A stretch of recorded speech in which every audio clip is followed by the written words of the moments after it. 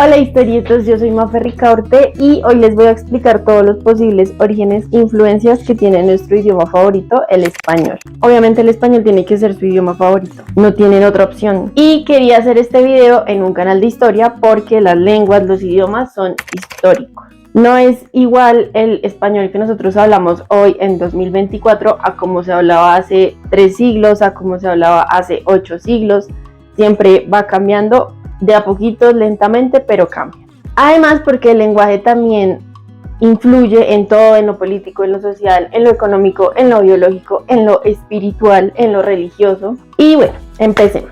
De la primera influencia de origen de la cual vamos a hablar es del sánscrito. El sánscrito es el idioma de los dioses porque es muy difícil, tiene un montón de reglas y es la lengua sagrada de la cultura india. Como la gente se mueve por el mundo, pues el sánscrito pasó de la India al territorio europeo y se fue conectando con otras lenguas ancestrales que ya existían en ese territorio. El sánscrito tiene algo que me parece muy lindo y es esa conexión como con lo espiritual, los elementos de la naturaleza, del interior del ser humano, el conocimiento del mundo, del universo, Y esto se debe porque en la India han habido a lo largo de toda su historia muchísimas religiones y por lo tanto muchos puntos de vista, muchas formas de ver el mundo.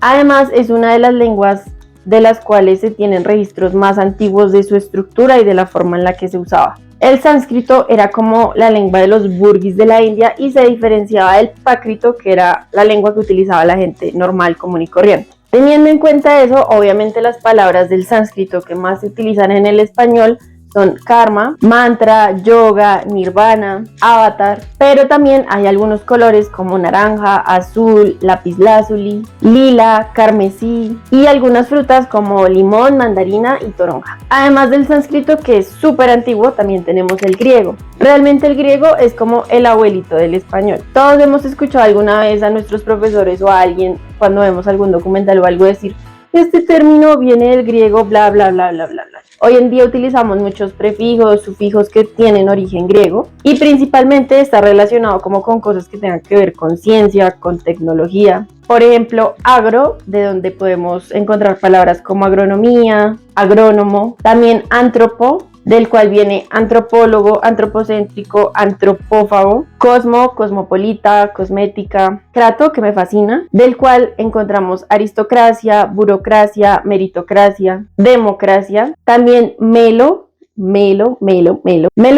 melodrama, melómano o melanina, melanoma, melancolía. Todas las logias, geología, filología, geografía, podología. Y si el griego es el abuelito del español, el latín es como el papá. Y sus hermanitos son todas las otras lenguas romances que encontramos: el francés, el portugués, el rumano y el italiano. El latín era la lengua propia del Imperio Romano. Y para entender por qué fue tan influyente en la historia del español, debemos remitirnos un poquito antes del inicio de la Edad Media. Entre los siglos V a.C.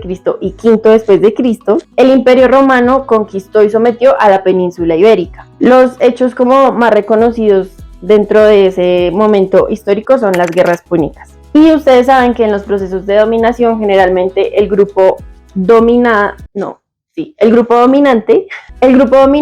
intenta quitarle como esos aspectos que identifican a esa comunidad que ellos quieren dominar para pasarles las propias. Y eso se hace para ejercer control sobre esa comunidad. El lenguaje atraviesa ese proceso de dominación, porque controlar el lenguaje es controlar la forma en la que la gente se expresa, la forma en la que la gente piensa y la forma en la que la gente se imagina el mundo. Entonces, a ese territorio que antes se llamaba Hispania, el Imperio Romano empezó como a quitarles las cosas que los identificaban en lo político, en lo social, en lo cultural, y pues ahí también estaba el lenguaje. Si bien las lenguas románicas se conservaron en asuntos como el derecho o cosas de la iglesia, se conservaba el latín como lengua oficial. Según algunos de los investigadores, muchas de las personas que llegaron al Imperio Romano eran delincuentes o eran comerciantes, militares o designados imperiales, pero como que tenían en común que no pertenecían como a esa clase así súper culta del Imperio Romano. Y algunos le atribuyen a eso como la diferencia de idiosincrasia que se puede ver entre los españoles y el resto de los europeos. La verdad es que yo dudo mucho de eso, no me parece a mí tan determinante en lo personal.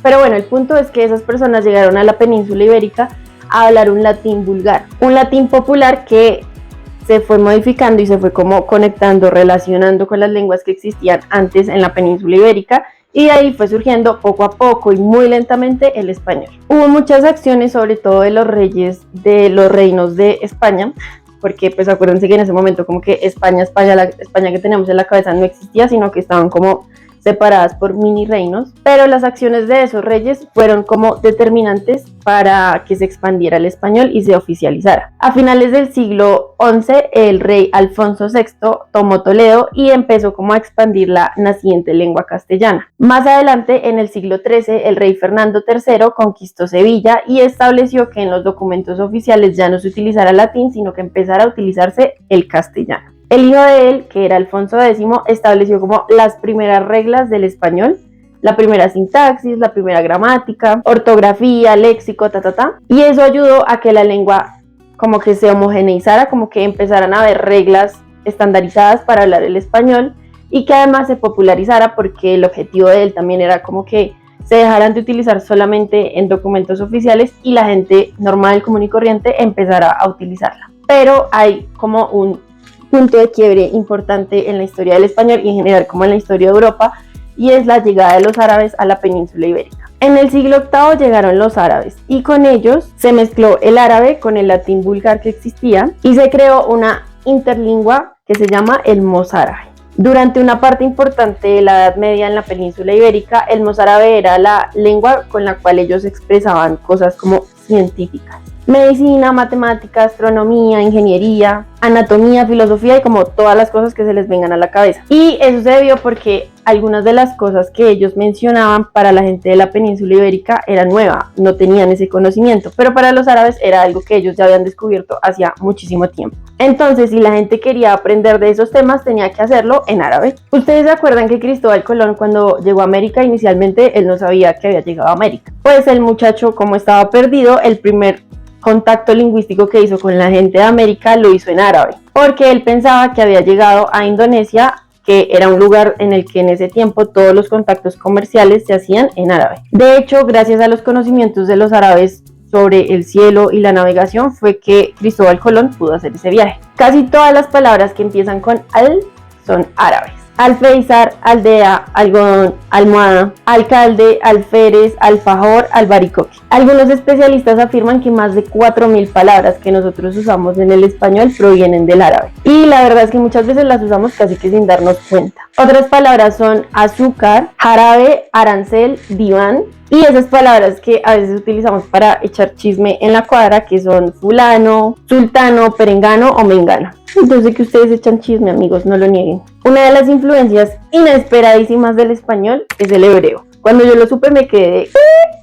Y no es la influencia más abundante o evidente, pero existe. Los judíos vivieron en España desde antes de la llegada de los musulmanes. Y la conexión que ellos tienen con el español básicamente está dada por la religión. El judaísmo está muy conectado con el cristianismo, entonces muchas de las palabras que provienen del hebreo son nombres propios o cosas relacionadas con la religión. Por ejemplo, nombres como Adonai, ¿por qué te casas? Adán, Ana, Cristo, Daniel, David, Esther, Juan, Jacob, María, Moisés, Salomón, Sara y en resumen como todos los nombres que aparecen en la Biblia. Si alguno de sus amigos se llama así, mándenle este video para que sepan de dónde viene su nombre. Y palabras relacionadas con la religión como amén, Edén, aleluya o jubileo. La otra influencia es el portugués, que pues uno lo entiende más porque España y Portugal están al lado, y porque una buena parte de América Latina está al lado de Brasil. Pues Brasil también es de América Latina, obviamente. O sea, aquí es como lo mismo de la península, pero en dimensiones más grandes. En español tenemos la ñ, que ya les hablé de la ñ en algún video de Instagram, que si no me han seguido pueden ir a seguirme. Pero en portugués se utiliza la nh para hacer ese mismo sonido. Igual con la doble L, que para ellos es LH. La terminación AO en portugués para nosotros es ON. En algunos nombres la F inicial se pierde, pero en el portugués se mantiene. Por eso tenemos Fernando en portugués y Hernando en español. Obviamente que Fernando aquí también existe. Yo.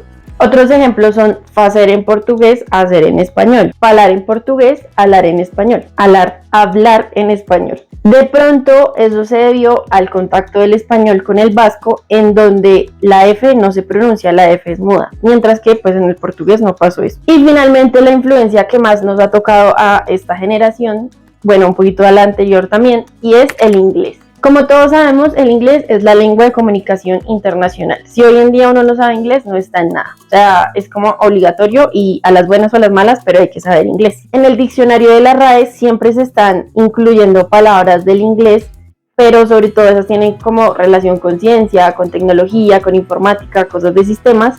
Hoy en día también como cosas de redes sociales. Algunas de esas palabras son eslogan, drenaje, vagón, bistec, cóctel, suéter, champú, sándwich, closet, picnic y deportes también como básquetbol, béisbol, golf, fútbol, tenis, boxeo, comidas como hamburguesa. Amigos historietos, recuerden que las lenguas se modifican porque son sistemas de comunicación y de identidad. Si alguien les dice, ay, es que esa palabra no existe en español y estás hablando mal, ¿qué importa? O sea, yo la puedo adaptar. Ya nos quedó claro que por muchas cosas, circunstancias, guerras, cosas que pasaron, reyes, el español siempre ha venido como cambiando sus formas, sus palabras y por lo tanto nuestra forma de ver el mundo. Si con el lenguaje podemos hacer del mundo un lugar menos cruel, más incluyente, más amable con todos, no nos cuesta nada, ¿por qué no hacerlo? Y eso fue todo por hoy, espero que les haya gustado muchísimo el video. Recuerden que si alguno de los nombres de sus amigos familiares salió en este video, deben enviárselo para que sepan pues de dónde vienen.